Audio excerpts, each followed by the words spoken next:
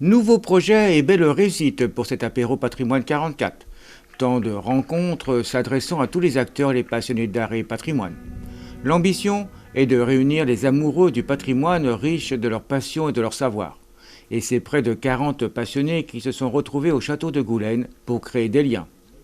Mais que peut donc apporter cette passion du patrimoine ? Moi, personnellement, il m'enchante, j'en ai besoin, il me fait vibrer par toutes ces manifestations, quoi. Un château, le moindre petit muret de pierre conçu avec amour par un artisan, et ça va jusqu'aux plus belles peintures réalisées autrefois. On avait des artisans, des peintres pour la peinture par exemple, mais qui travaillaient avec un métier, une possession de moyens.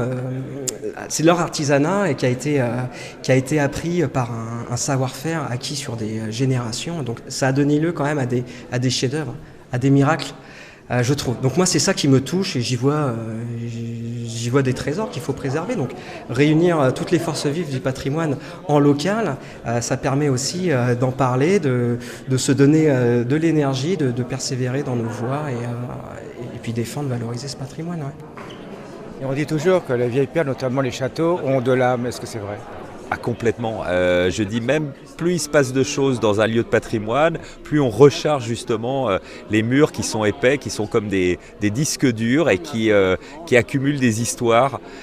Notamment quand on monte un escalier, qu'on voit des marches qui sont usées, qui sont patinées par le temps, et tout d'un coup on se dit, cet escalier a été posé il y a 500 ans, que des gens empruntent ces marches, c'est pour ça qu'elles sont usées, et ça c'est toujours très émouvant. Qu'est-ce que vous ressentez lorsque vous taillez une pierre ? Ce que je ressens, c'est donc comprendre la pierre, c'est la dompter par rapport aux différentes sortes de pierres. En calcaire, il y a des calcaires tendres, plus durs, et après de la tailler et si possible de la poser après sur l'édifice où on a fait le relevé et de la poser et puis voir quelques années plus tard qu'on est passé par là et qu'on a restauré des vieux bâtiments. Ouais, c'est important quand même qu'il reste en vie ce bâtiment. Exactement, c'est très important. On est là pour sauvegarder notre patrimoine et aider les jeunes à apprécier ce patrimoine-là pour le partage et qui puissent continuer après nous après. Mais que pense-t-il donc de cette soirée ? J'avoue que moi je suis une passionnée et je suis hyper heureuse parce qu'en fait j'ai pu apporter le témoignage de la Fondation Abalone. Fondation Abalone qui s'occupe de formation, de décrochage, de la réinsertion et de pouvoir aider les associations qui aident tous ces jeunes et ces moins jeunes à, je pourrais dire, retrouver la joie de vivre et un sens à la vie. Donc la transmission du savoir, c'est important. C'est inévitable. Je veux dire que c'est l'histoire de la France et de l'histoire de l'univers.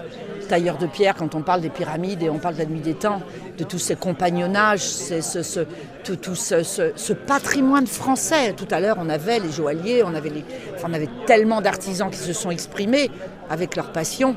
Et c'est le savoir-faire français que chez Abalone, on a envie de faire fructifier. Et côté de nos politiques ? Je trouve que l'initiative de Johan, elle est exceptionnelle. De réunir autour d'une même table des propriétaires et des restaurateurs. Je trouve ça très très bien. Comment pouvez-vous donc aider notamment les propriétaires ? Alors, à travers les associations des amis du château, comme il y a au château de Goulaine, l'émission Berne, par exemple, au niveau de l'État, qui peuvent accompagner aussi la rénovation des châteaux. L'État peut aider à 50% et après l'émission Berne pouvait aider jusqu'à 40%. Après, nous, comment on peut, sur le territoire, aider ce type de projet, réunir autour de la même table des acteurs locaux, que ce soit des entreprises privées, que ce soit le département, la région qui intervient déjà sur ce type de projet. C'est de faire un peu la politique différemment, c'est de réunir autour de la même table des gens avec différents horizons et différentes ambitions. Et je trouve que ça peut être très intéressant. C'est comme ça qu'on va peut-être pouvoir les aider un petit peu. Une réussite à n'en pas douter, qui sera reconduite très prochainement pour la sauvegarde de notre patrimoine. Il va sans dire, qui n'a pas de passé n'a pas d'avenir.